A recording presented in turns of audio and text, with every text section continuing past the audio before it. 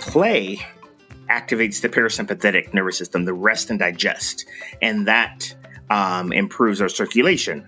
It lowers our blood pressure. It improves creativity, prevents stress. It helps us be more resilient. It grows our brain. And there's studies to prove this. It adds to our lifespan.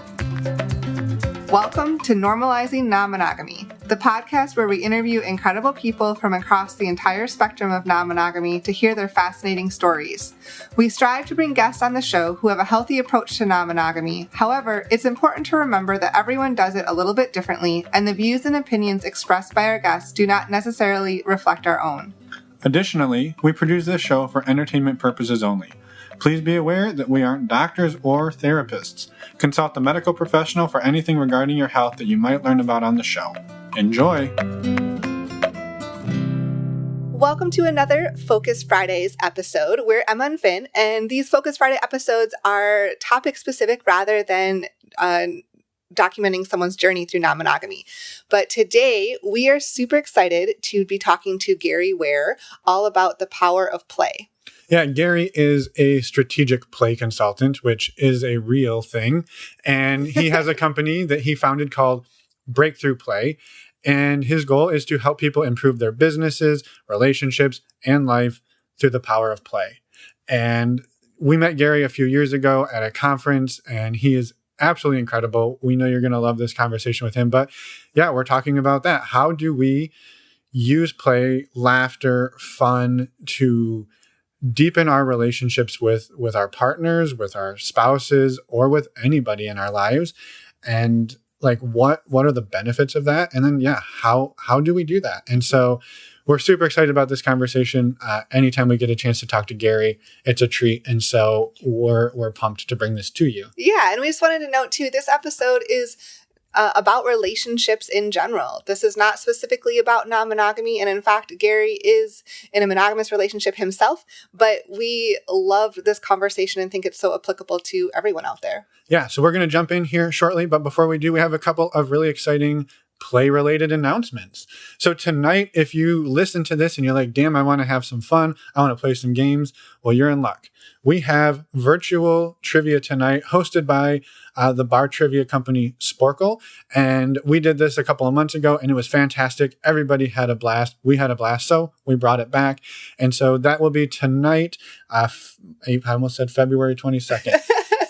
Wrong month. Living in the past. It is April 22nd and the trivia is this evening. And so we are super excited about that. All of the information and how you can sign up is on our website, normalizingnonmonogamy.com. And you click on the community events tab and you will find the virtual events there. Right. We also have a virtual meet and greet that's tomorrow night, Saturday, April 23rd.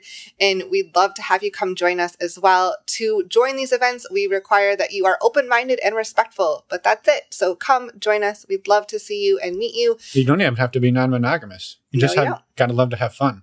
And you'll be open-minded. That's true.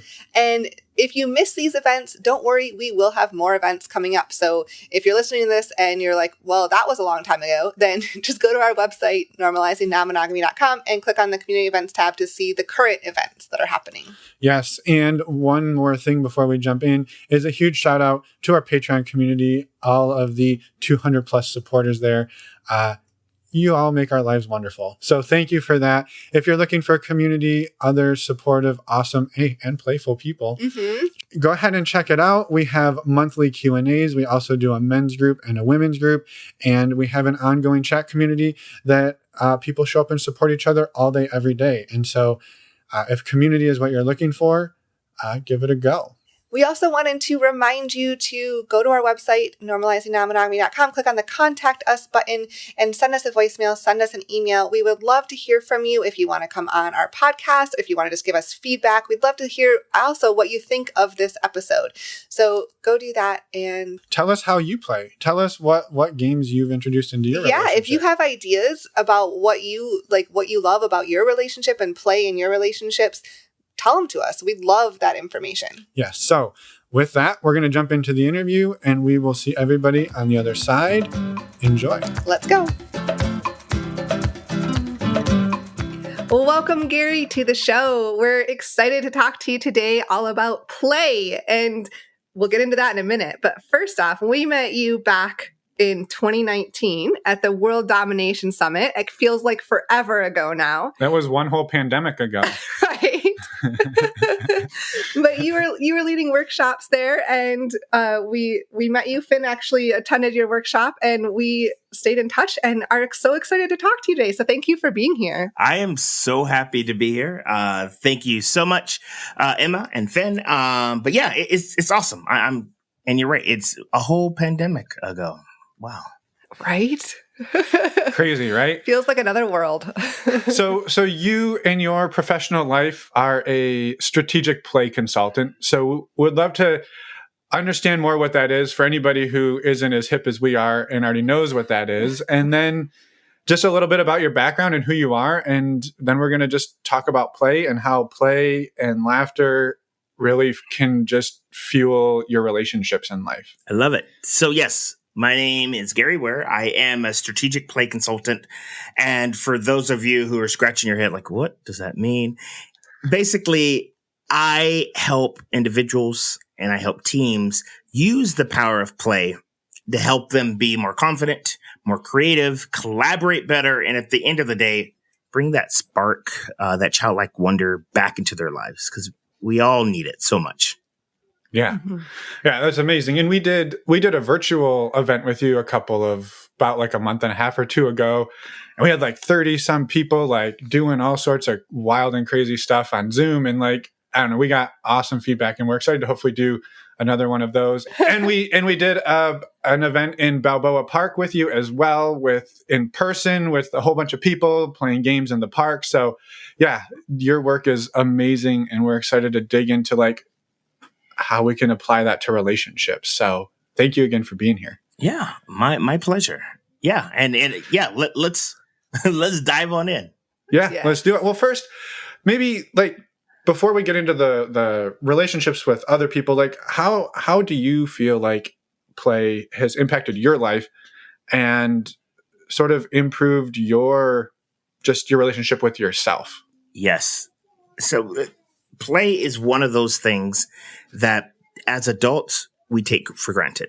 You know, somewhere, somehow, someone way back when was like, no, play is just for kids and it's not for adults.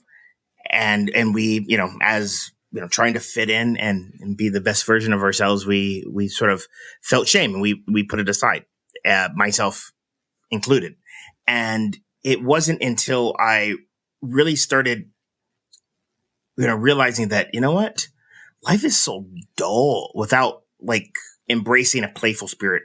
Now, don't get me wrong. Like I still went on vacations and I still did all of those things, but I felt like it was a compartment. It was like, all right, this is work, Gary, and I have to be very serious and I have to talk like this and blah, blah, blah. And then there is like non-work Gary. And that's where I felt like I was really allowing my true self to come out. And so once I took an improv class like 10 plus years ago, I started to rediscover that playful spirit in me. And that's when it started to awake. And I started bringing these playful endeavors, these playful interventions into every asset of my life that I could. And regarding relationships, I know that when I am allowing myself to be playful, I'm allowing myself to be seen as my true self. Like play is a very vulnerable state. And another thing I want to, address, giving the title and the nature of this podcast, I personally am in a monogamous relationship. And I am an advocate, an ally for people who, explore all kinds of relationships. I know some, and I'm always open to learning more, and I find it so awesome. And again, this is where play comes in, and I know we're going to talk about more about this, but just allowing yourself to just be your true self, whatever that may be. Yeah. And I think one of the things I remember at the start of the virtual event and even the in-person one, like one of the sort of the key pillars is like, be open to making mistakes. And I think like it's really hard to explore and find new ways to do things in life if you're not open to making mistakes, if you're just afraid that you're going to mess up. And when you mess up, it's the end of the world. But like, I think through like the workshops I've done with you, like you see that like you're going to goof up and people are going to laugh, and then they're going to goof up and people are going to laugh, and like everyone's going to be okay. Yeah, well, it gets to that, like you said, the vulnerable state. Like play is a vulnerable place to be, because you are making mistakes. You are just being silly. You are showing that side of yourself that's not prim and proper or whatever it is. So it is a vulnerable place to be. Yeah. But the beauty of that is that, especially through the work of Brene Brown, exposing that vulnerability is the key to intimacy. When we allow ourselves to be vulnerable, when we allow ourselves to take off that armor that is trying to protect ourselves, then we can be seen for who we really are. And when individuals come together and do that, play is one of the fastest way to do that, then you start to have psychological safety. And when you have psychological safety, just like what you said, you can make a mistake. You can address when mistakes are happening, and you don't have this fear that you're going to be shamed for it. Right. Yeah. Yeah. Yeah. No, it's amazing. And again, sorry, before we jump into like the interrelational pieces of it, what are some of the like health benefits of like, maybe that just you've seen for yourself? Like you said, like for a while you were just like, life is dull. And I imagine you didn't graduate with a degree in strategic play consultant. So like there was a shift for you somewhere along the way of like what did those, when you started introducing this, like the health benefits you saw for yourself and that you've seen for other people, like as they've like let this come alive inside of them? Yes. Well, one of the biggest benefits is that it reduces blood pressure. We have various states, and when we're in the sympathetic nervous system, when that's activated, that's our fight, flight, or freeze response. That is only meant to be active for a short period of time. It's meant to address some sort of dangerous situation, deal with it, and then go into the parasympathetic nervous system, the rest and digest. However, in today's day and age, the things that stress us out aren't necessarily physical. They're not in our sort of state right now. We're not, in it. For the most part, most people aren't in danger. There isn't something that is, about to attack you or something like that. However, the way that the brains respond to the things that stress us out is exactly the same. If you were to put like an EKG machine on our head and introduce us to, I don't know, some things like your battery's about to die on your phone and you're in your car, your brain will light up as if you were being chased by a wild animal. The fact that, you have, 100 unread emails. One of them may be your boss or, whatever the case may be. But the problem is these things don't go away very quickly. So we're in this constant stress cycle. Play activates the parasympathetic nervous system, the rest and digest. And that improves our circulation. It lowers our blood pressure. It improves creativity, prevents stress. It helps us be more resilient. It grows our brain. And there's studies to prove this. It adds to our lifespan. There is a number of TED Talks about the areas of the world where they're called the blue zones that live the longest. And those people, they have active play in their life. It is part of what they do on a day-to-day basis. Again, the list can go on, but this is the thing. I can talk to you about this till I'm blue in the face. The challenge is, you can hear this. You're like, wow, that is awesome. Listen to all those benefits of play. And you might be a little bit, curious about like, all right, how do I tap into that? Especially if I want to improve my relationship, in these other sort of situations. However, because of conditioning, you may not allow yourself to truly be playful. And we can discuss that. And I have some really cool interventions on how you can sort of ease on into it.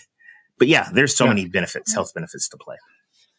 Yeah. Amazing. And then how about like when we then bring in the relational aspect? Like we talked about, for me personally, what's the benefit, but like what's the benefit for Emma and me if we're going to bring play into our relationship? Yes. Well, it improves trust. It improves collaboration. It allows each partner to listen better and deeper. I can keep going, but and as a couple, like it creates these new neural pathways, new experiences that will allow you to, look back on things and say, wow, I call them peak emotional experiences where, you are looking back on that. And you're like, you remember that time when we did X, Y, and Z? Yeah, that was great. It's that sort of spice, that we need to, be interested and interesting. Fun fact, playful people appear more sexier than non-playful people. There's something. Yeah. Is that a scientific? That is a scientific fact. That is a scientific fact, and I don't know why that is. If I were to take a guess, it's something about when you are playing, because it's a very vulnerable experience. Your body is producing endorphins, dopamine, serotonin, and oxytocin. Those are all the neurochemicals that let us thrive. And when you are in a peak emotional experience and your brain is experiencing pleasure, it's going to remember everything that happened. And you're going to associate that with the people that were there. You're like, oh yeah, that was great. And it's an unconscious thing that happens. That's why people start to grow and improve their relationships. Because I like to say couples that play together stay together. That's one of the things that I like to say. So, So if you are experiencing, a state of pleasure and then you're with people, those people are going to appear to be more attractive because of that, because they're in that experience. Yeah. Yeah. Actually, it reminds me of, I can't remember exactly where I saw this. It was some TV show, I think, where they were talking about, or maybe it was an article online about how to like sort of hack a first date. Like if you want to like increase your chances of like having a really good first date where the person remembers you and maybe even falls for you, like do something brand new that's outside of the box that they've never done before, because and maybe even you haven't done. Yeah, that you haven't done, right? So then all of those chemicals are firing, all of those things are happening. And like the example they gave was like, they went for a first date and they like got a rickshaw ride like around some city, and like neither of them had ever done it. It wasn't anything crazy, but like it was new, and it was new enough that like the two of them like were like, hey, this is a new thing that neither of us have ever done. And now we share that together. And like, it makes a lot of sense. So yeah, straight up, that's what needs to happen.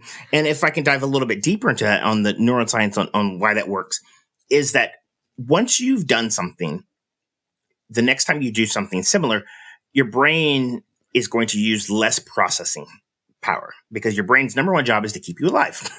That's your brain's job. And once you create that neural pathway, once you create that groove in the brain, your brain's like, all right, cool. We have it in memory. So I don't have to use a lot of like sort of processing power to do this again. And then and that's for anything, like whether it's responses or whether it's actions that you do.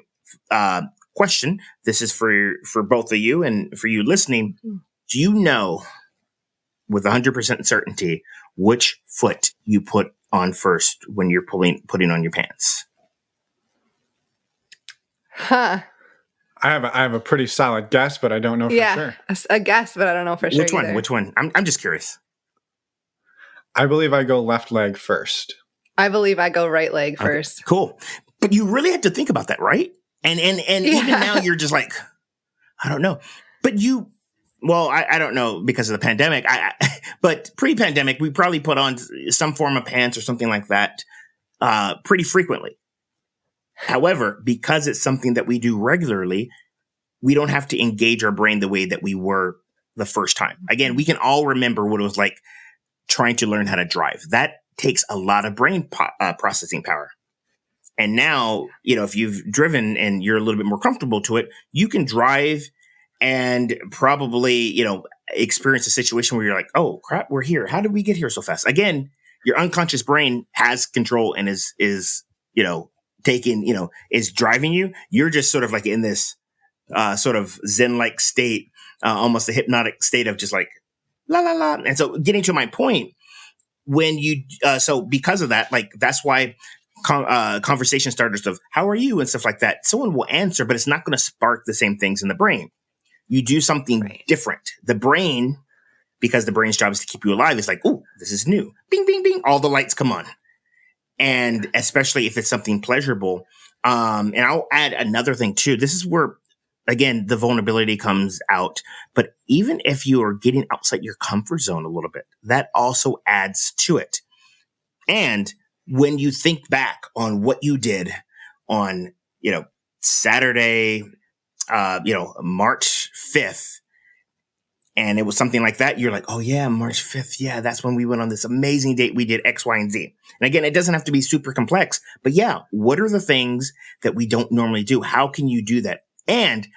Or what if you could do something that you would normally do and put a cool spin on it so that it appears new? And as a result, you are going to be more memorable. You're going to be more, you're going to, again, appear more awesome. And I like to think because you're doing that, you're being playful as a result.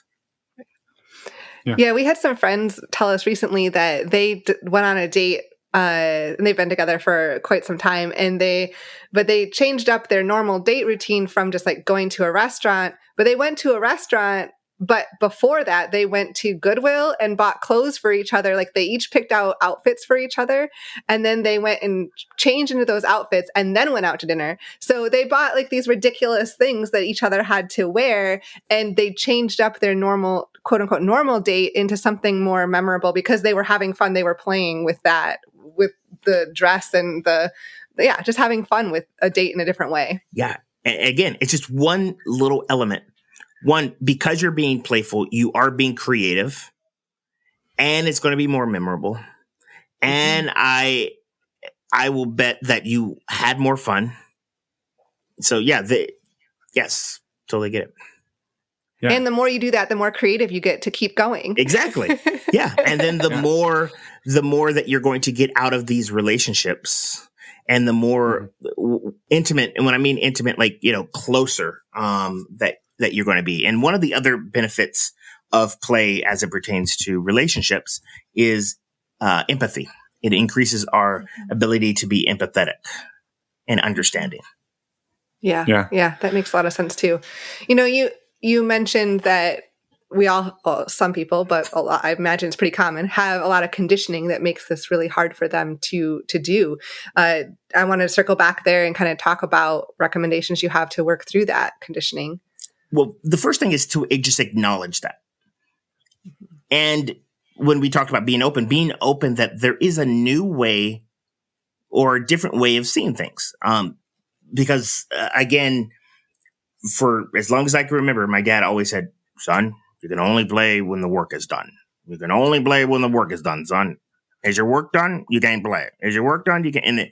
And then so that's one voice that I'm over and over again for years. And then another one is, teachers, sit down. You need to act this way. That's not appropriate behavior. That's not appropriate behavior. Your brain is just hearing that's not appropriate behavior. And you starting to associate all these things. And then you do anything like mildly entertaining or something like that. Again, that voice, that's not appropriate behavior. And then again, your brain's job is to keep you alive. One of our biggest core fears is the fear of being left out and forgotten.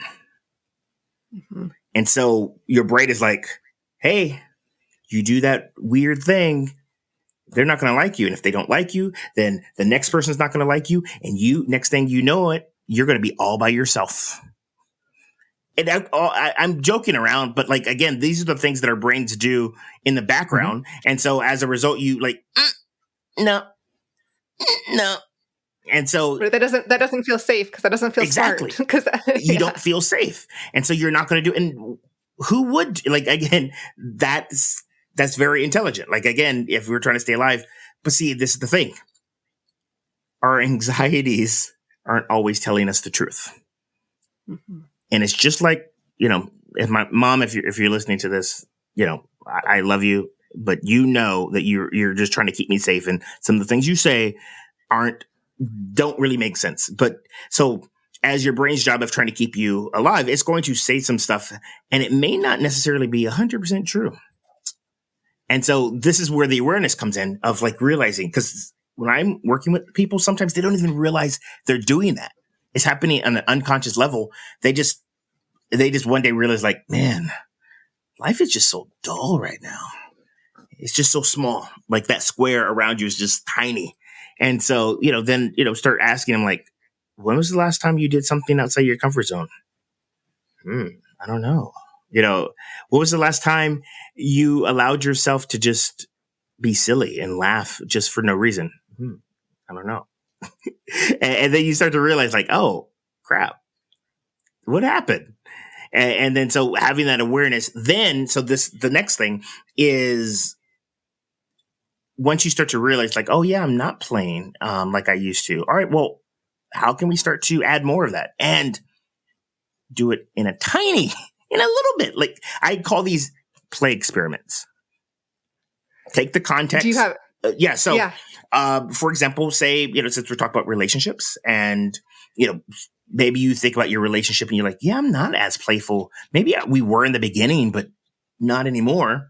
All right. Just take an area of the relationship and think about, all right, what could I do that is maybe a little bit more spontaneous, a little bit more, I like to say goofy or silly or whatever adjective you want.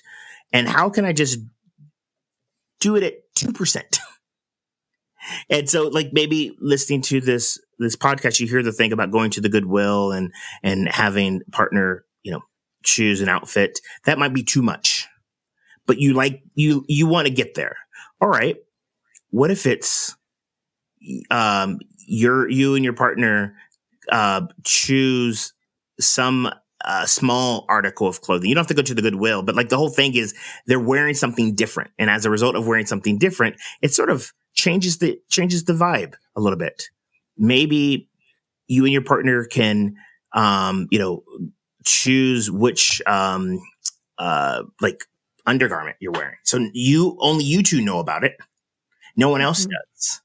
And now you're adding that layer. Or maybe it's just, hey, I have a pen, something different. Again, do it on a small layer. And then afterwards, like this is where it takes a lot of conscious processing to really think back. Did I die? Did people make fun of me? No, they didn't. Did I have fun? I really did have fun. Because this is the thing as it pertains to our emotions. The way that our brain works with positive emotions, it's almost like Teflon. As in, you don't really remember them. Like you have to work to remember all the positive emotions. Negative emotions is like Velcro. Oh my gosh. You barely do anything that has like a negative reaction. You will remember it forever. So with these good experiences, you have to be more intentional to remind yourself, this was good, right? All right, cool. And then since you're on a roll, what's next? Yeah. Because you got to keep building those positive reinforcement and positive experiences so that you remember those more and build over time versus all of the negative talk and all of the negative experiences. Yeah. What are some like games that you can think of? Like you do a lot of improv, like games that maybe couples or people in relationships can like introduce that, who knows, maybe it's even just you're cooking dinner, right? And you've got this little thing you do. You don't necessarily have to like go to the closet and get out a huge Twister mat and like set up Twister in the living room, but like some things that you can like sprinkle in throughout your day to like liven it up, like the Goodwill example. But if there's even like other ideas you have that just to get people's creative juices flowing. Oh my gosh. All right, let's break it down. You want to get your creative juices flowing. You want to be a little bit more playful. Let's start with a few things. So the cool thing about play is that once you start really getting into this, you're going to think of way more ideas than me. But here's the thing. In order to really like come up with these ideas, you have to be in a playful state. The way that the brain works is that if you're in a fear state, if you're in any other like sort of state, like it's hard to be playful. Like, again, we've all been there, right? Those days that just are not the great days. And you hear the words, oh man, just cheer up. And you want to just, no, you cheer up. You don't get it. I blah, blah, blah, blah, blah. Like, again, your brain is like in a different state.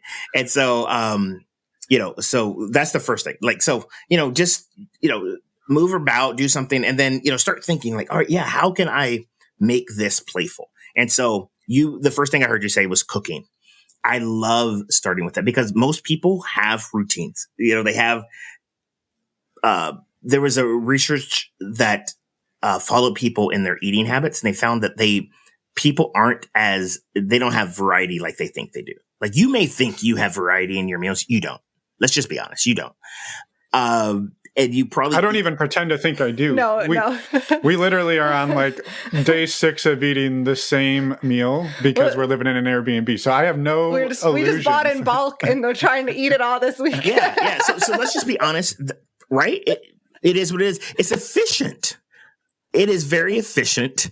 And especially if you're trying to eat healthier, is like, you know what? When you start to add stuff like that, then, the chances of you doing that is slim to none. So totally get it. This is the cool thing. Every now and then, why don't you, again, pun intended, spice things up? One way that you can do that is, and this, again, is not for everyone. So like if you hear something like, it's not for me. All right, cool. Try something else. But when it comes to a meal with you and your partner, maybe one partner picks an ingredient and then the next person has to create something around that ingredient. And then, you might eat the same thing that you normally do. But again, the fact that you are making this around an ingredient, it creates a game. And now you're playing with it. Or again, what if dessert? What seriously, why aren't you having dessert? And what if you just ate dessert first? Like, again, we have all this conditioning. Dessert has to be left. And I have to eat all of my food before I deserve dessert. No, you deserve dessert regardless. You don't have to prove yourself for dessert. Why don't you eat it first? Seriously, eat dessert first. If you want to. If you want to. Like, if that, like, again, right? If you want to. Right. You must. But why not? Eat dessert Yeah, why first. not? Yeah. If you want to. And fun thing, because I love dessert, love eating it first. It's almost like an appetizer. Because 2, the meal, like this is eating out and stuff like that. Because the meal, you can take the meal home and you can warm it up. And I usually eat too much of the meal. And when it comes to dessert, my favorite thing, I'm like, oh, I'm too full. And then I force myself to eat it because I love dessert. And then I'm even more like stuff. I'm like, you know what? Let's do this. Anyways, that's just me being playful. But again, it's all about how can you get curious? When you start to tap into curiosity. So imagine this. Curiosity is a dial. Most people, their curiosity is stuck at 1 or off. And anxiety is at a 10. These are things, if you think about things that are in your control, you can control how curious you are.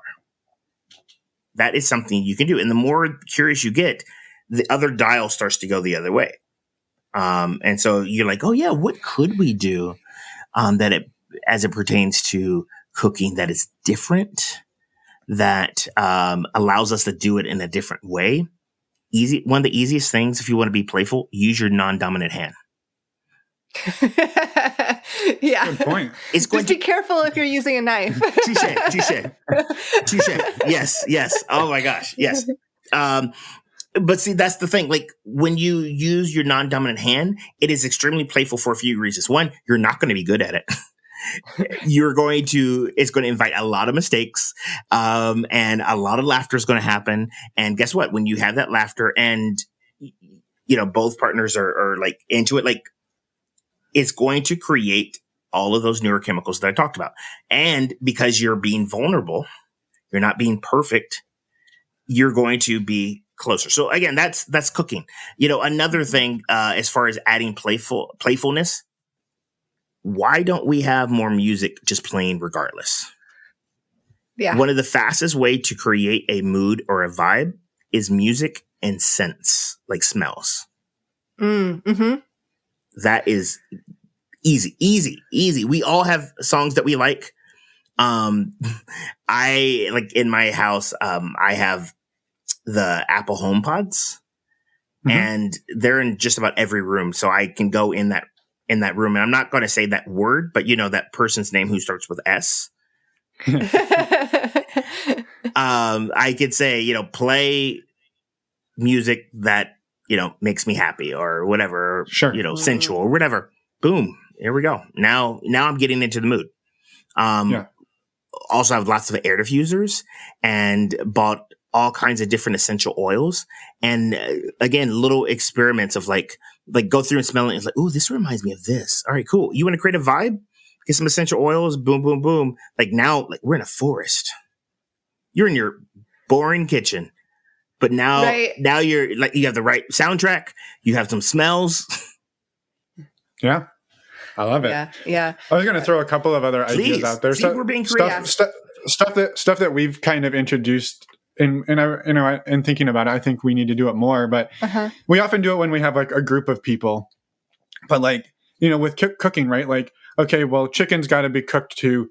I'm not going to get into cooking theory, but I'm going to say 165 because that's what the USDA says. Well, no, that's safe. Yeah, no, we do not want anyone getting salmonella. Right. Let's not play. All right. Yes. All right. We'll talk about that in a different podcast. The science behind cooking. Yes. The science behind cooking. That's a different episode. But so you got to cook chicken to 165. So you got your meat thermometer. So I don't want to like encourage gambling, but you can bet on it, right? Like, okay, what time do you think the chicken's going to hit 165? And I'm about to go check the chicken. What do you think it's at?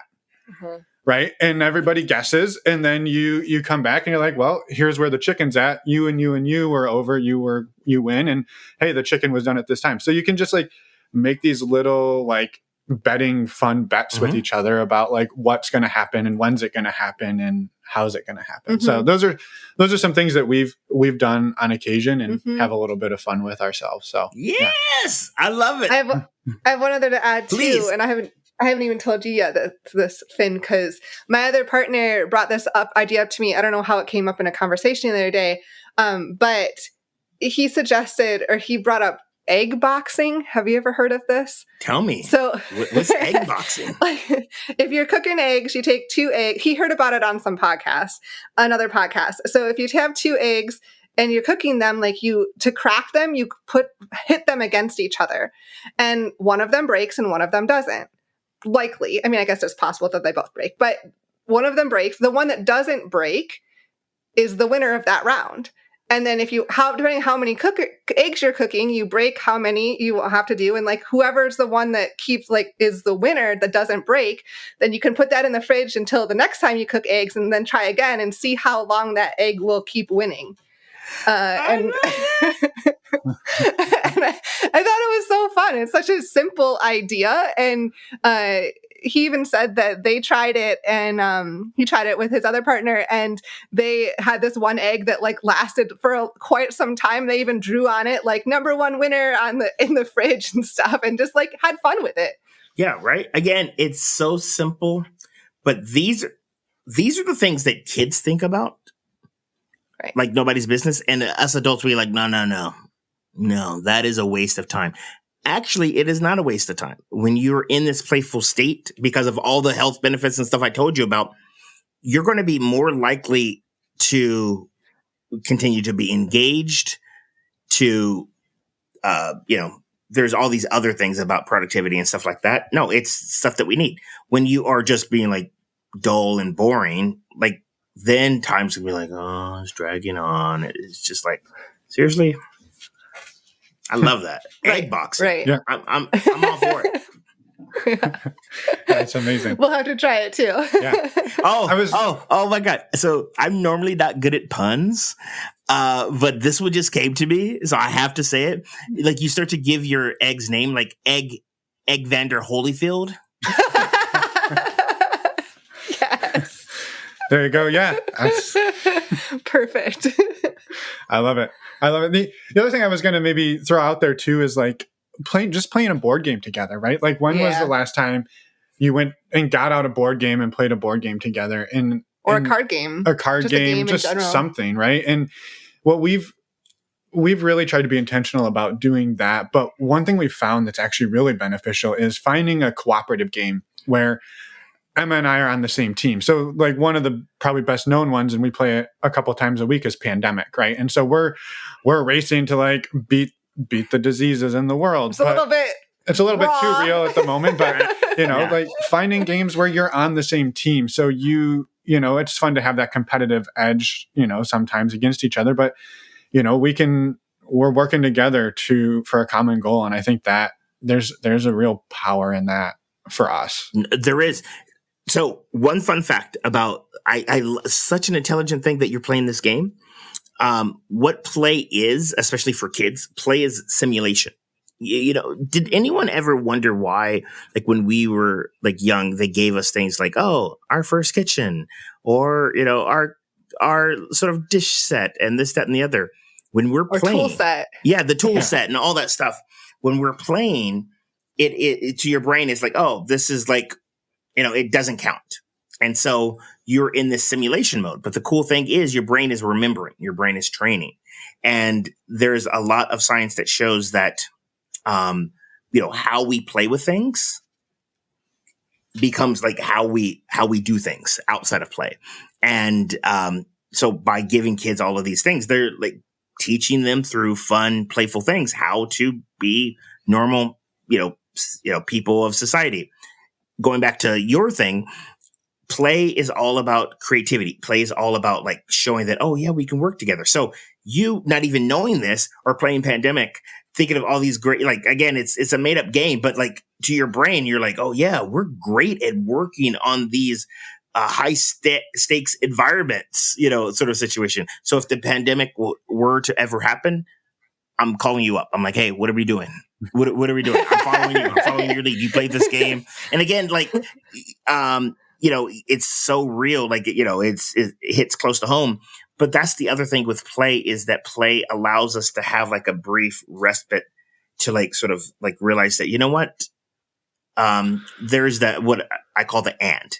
Like these things can coexist. This can be uber serious. And we can also find space to laugh and have a moment of joy.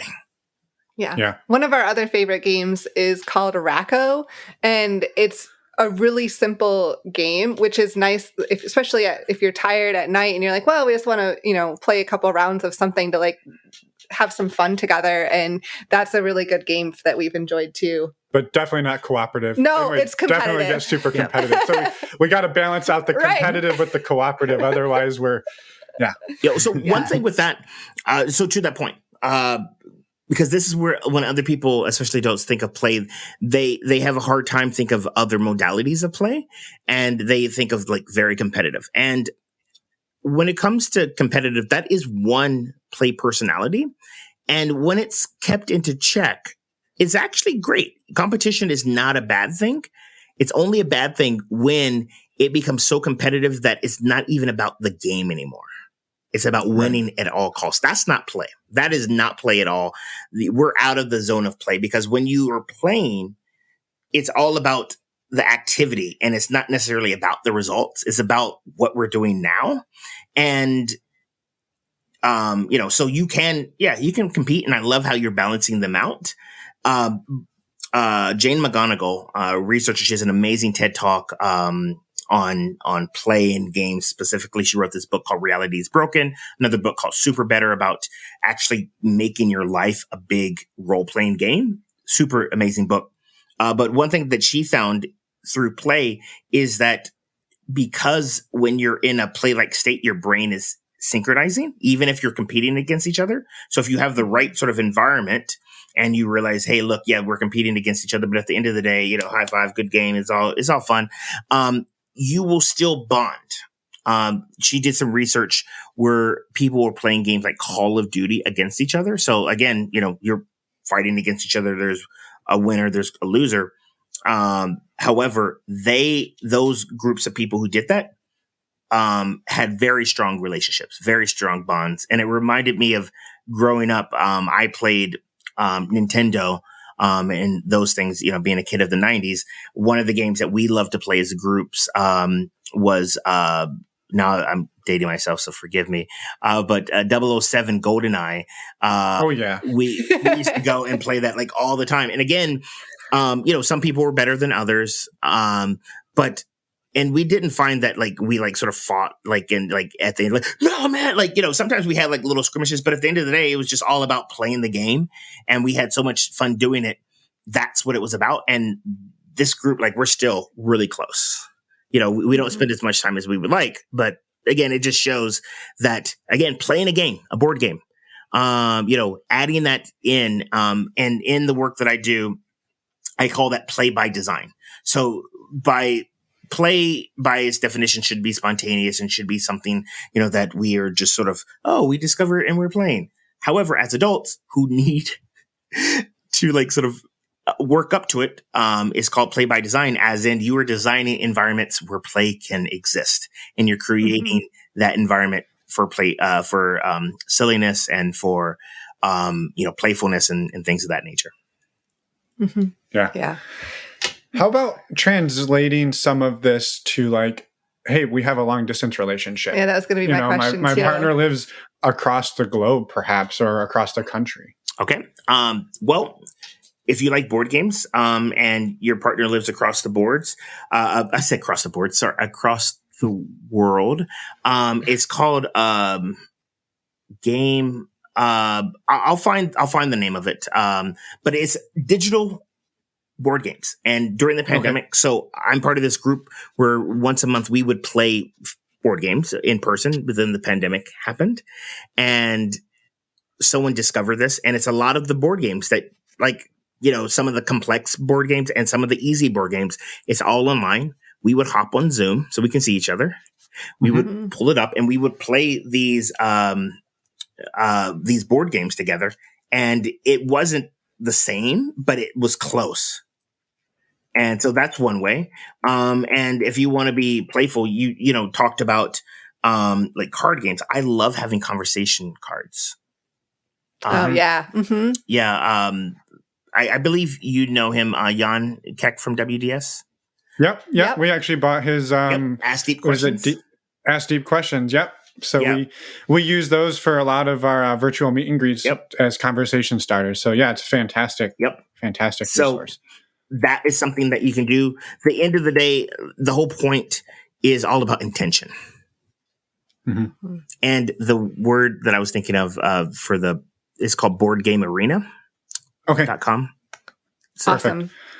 We will put a link in the show notes for that. Yeah. There's also Jackbox games. Exactly. Yeah, that's another one. Yeah, that's more for like groups. I don't think there's a lot that you can do with two person, but like in Board Game Arena, there's like things like checkers and chess. Like it is like, and I think most of them you can do for free. You don't have to necessarily have a subscription to do it. Mm-hmm. Mm-hmm. Awesome. Yeah. Very cool. Yeah. Well, you could also, I was just say, just thinking about, you could build in scavenger type hunts as well into your relationships and long distance or even in person. Yeah. Just playing with that, and taking some. I think the creativity here is trying to take some games that as a kid and applying them as an adult. Yes, that's a great challenge, and I've given a number of people this challenge of what was a game that you loved to play as a kid and how can you adapt it for adult or play it, either or. So that's one challenge. Another challenge that I've given some people is one person takes a game that they used to play that they love. Another person takes the game that they used to play and love. And how can you mash it up and create a new game? And again, it involves creativity. Maybe it's not possible, or maybe because of it, you find something. Again, it's all about discovery. It's all about just allowing yourselves to co-create, to not be perfect. It seems like very sort of like, it's very messy. And so one person, so I, as a very playful person myself, I I love giving shout outs to people. And one person that I recently connected with, they live in Canada, and their username is the Playful Warrior. Her first name is Kara, and she does a lot of work with inner child healing. So one of the reasons why a number of adults have a challenge with play is probably because of some sort of trauma. And so she uses play as a way to heal some of that inner child work, heal some of that inner child so that it can work for you. Nonetheless, look her up. But one of the things that came to mind was she gives lots and lots of play challenges to people for especially couples and groups and stuff like that, so that you can, spice things up. So I just wanted to give a little shout out there. Yeah, that's amazing. We'll look that up. And I was actually just to build on Emma mentioning like a scavenger hunt. I think what could be fun there is like, hey, you send a list of things and you say like, I want a photo of you, with these things, over the next, 4 or 5 hours, or today, throughout today, here's five items. Find them and take a photo of yourself with them. Then you get to see your partner. You get to like have the like excitement of trying to find this thing, and you're both doing it then, right? You can also apply this to friends and family or anybody that you want to have like build that type of relationship with. Yeah, for sure. But I like that idea. I say create those. So that it is awesome to sort of spark that creativity and do it. If you don't feel like you're that creative, there is a product out there. It's called the Adventure Challenge. And the cool thing is that it's a book, and there's different flavors of it, where like there's one for couples, and there's one for like romantic couples and just like sort of dating couples. And you scratch it off to find out what your challenge is. And then you have to go and do it. And it has different categories. Like these are things you can do in 2 hours, or these might take a whole day. Again, both partners have no idea what's going to happen. You scratch it off, you go do it, and then it comes with like a little Polaroid camera type thing, and then you take a picture doing it. Now, you had mentioned about long distance relationships, Finn. For like, say this sounds really cool. You could buy 2 books, and then each of you can do like a version of it separate, and then come together and talk about it and stuff like that. Again, it requires being adaptive. That's what play's all about. Yeah. Yeah. Love adaptive and creative. Yeah. Yeah. Being open. Yeah.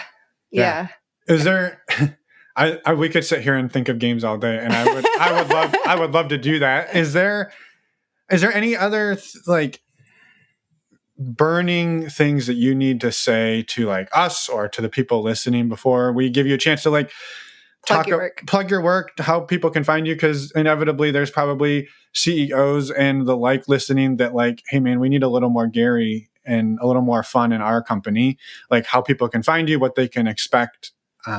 So like, if there's anything else that you need for us to hear, and then plug your work.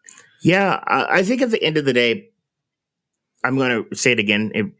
It's worth repeating. If you're like most people, this is probably a little bit uncomfortable. However, I believe in you. I know that it's possible to jump back into your play and to rediscover the things that make you playful. And as a result, be able to connect on a deeper level with everyone, not just your romantic partners, your family and your coworkers and things like that. It is going to require you to be a little bit rebellious, because there's going to be part of you that is going to say, no, we need to stay safe. This is not safe. Don't do it. And I'm here to tell you, yes, you should. But you need to rebel against yourself so that you can get that playback. Because on there's this meme that says, like, it's a circle and it says, your comfort zone, and then there's a dot outside of it, and it's like where all the magic happens. Seriously, that's where all the magic happens. But it doesn't mean that you have to do it like, all out 110%. Do it small. If you take a small playful step, maybe it's one thing that you heard here. Take a small playful step and take another step and take another step. Yeah. And before you know it, you're going to look back and you're going to like, wow, look at me. I'm actually more playful. Mm-hmm. So yeah, that's it. So I'm just to prod one more, poke one more question at you. It. Keep poking. I'm ticklish though, so be careful. I think a lot of us, if not all of us, right? Like you talked about, like, you know, the games kids play, right? And they make these games up all the time. So I think innately we're all like born playful, and then like society like vacuums it out of us, and we're sort of left with this like, oh, that's a really void of right? like, dark analogy. But yeah, it's pretty spot on. Yeah, though, it is. So when you jumped back in and you went to that first improv class or course, you know, it was, you said about 10 years ago, like how long did it take for you to like come alive again? Like, or did you walk in first day and you're like, hey, this is easy, I've just been like hiding this the whole time and it's ready to go? Or were you like, was it a slow process for you coming back to it? It was a slow process, but I think instead of vacuuming, let's use this word, dehydrating. There you go. Oh, so yeah. like, you know, we get dehydrated, all the play gets sucked out of us. Like, you know, like all the juices and stuff get sucked back out of us. And then I was dipped into play through improv, and I got a sense of like, ooh, because again, play is inherently pleasurable. It's going to feel good. You're going to like it and you're going to want more of it. And then when I got home, my wife thought I was drunk. I'm so serious. Like I went to this class. She thought I was drunk. I wasn't. Like I was not drunk. I did not have a drink before. I was nervous. I considered it, but I didn't. But then I went to work, and for like that week, it was awesome. And then I started to miss it. And because I'm so glad I had it on the schedule, because then it started to go. That's why I tell everyone, start doing it over and over again so that you can keep it going. Because and again, I've been doing this for a hot minute. I still have moments when I forget that play is something that I should do quite frequently. Like, especially when I find myself in a ongoing stressful situation where it's been prolonged and it's been going on, I don't know, like a global pandemic. You know, I forget. And so that's one of the things that, you know, to that point, I like to say, you know, who's in your squad? Who are your playmates that know that you want to be playful and that can give you little play missions, little play challenges to help hydrate you back again? I think we're onto something with this hydration thing, but yeah, but that's what it is, because we're going to go back to it. Like, it's just how it is, because our default state, as what I like to say, it should be playful. It's not. It's anxiety. And so sometimes we need those little pokes. Yeah. Mm-hmm. Well, and I think that's a great point. And sorry, I talked over you, Emma. Like you said in there, like, I'm glad it was on the calendar. I'm glad it was scheduled, because I would have forgotten. And I just wanted to throw that out there. It's like scheduling time to play and to have fun with your partner or your friends. Like, that doesn't take the fun out of it. So like, schedule that shit, put it on there, make it Especially a repeating calendar event. To do that in the beginning. Yes, you will. You will need to do it in the beginning. You're absolutely correct. And you have something to look forward to. It's on the calendar. Right. And that's actually the exact point I was going to make too. Sorry, you want to say it and I'll edit it back in, so it sounds like you came up with it? It's all good. It was your idea. Right. It's all mine. We're so synchronized because of all the pandemic we play together. Exactly. Group mind here. Yeah. Right. Yeah. Well, thank you, Gary, for this whole conversation. And it's been amazing to talk to you and get this out there. We would love for you to plug your work and tell us where people can find you. Yes. So, if this was somewhat interesting and you're like, wow, I want to learn a little bit more about play, or, you know, how I can, you know, use this myself or with teams, come over to breakthroughplay.com. That's my site. And depending on when this goes live, there might be information about a book that I am writing, called, The Playful Rebellion.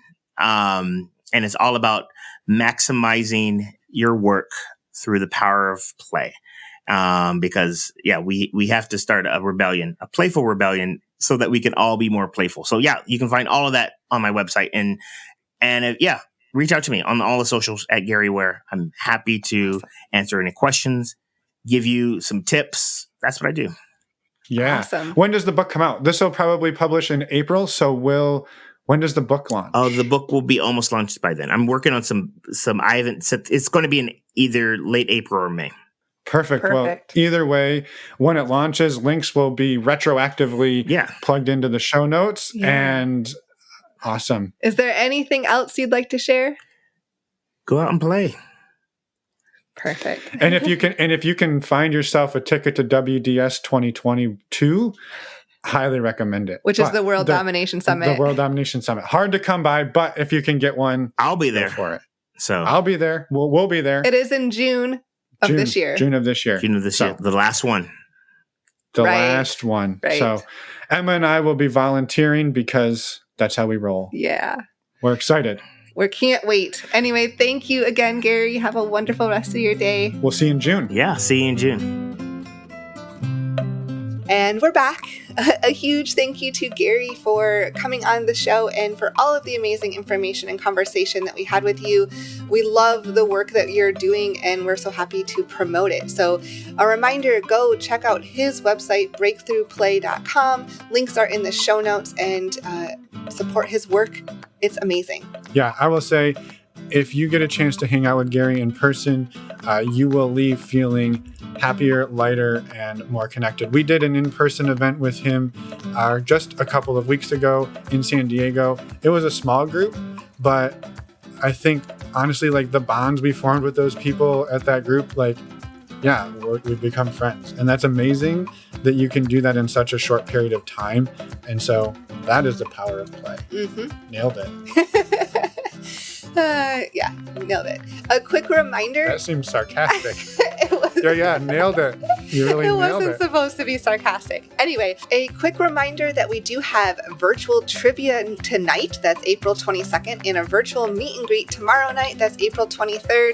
Please come join us. We'd love to meet you and have some fun with everyone. Meet you and greet you. Yeah. The requirements are for you to be open-minded and respectful. Also, if you missed the events this weekend, don't worry, we will have more in the future. So come back and check it out. All the information is on our website, normalizingnonmonogamy.com.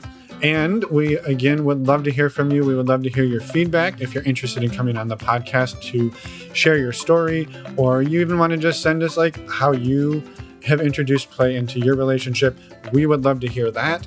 So head over again to our website, send us an email, send us a voicemail. We would love that, and we will respond because that's what we do. Because it's fun for us. It is. All right. Next week, we've got... Sorry, I should have responded a little more to that. No, it is so fun for us. We do love all your emails. That should not be underestimated. We love getting emails. We love responding, and we love connecting with all of you. Trying to make up? I am. Trying to make it up to them, huh? I was not clear in my response to what you're saying. Next week, we have a regularly scheduled Wednesday interview with Miche, and we are super excited about that one. It is a fantastic conversation, so you do not want to miss out on that. We will see you then. Actually, we'll see you tonight, and we'll see you tomorrow night, and then we'll see you Wednesday. Yes. All right. I think that's it. That's it. Bye, everyone. Thanks for listening.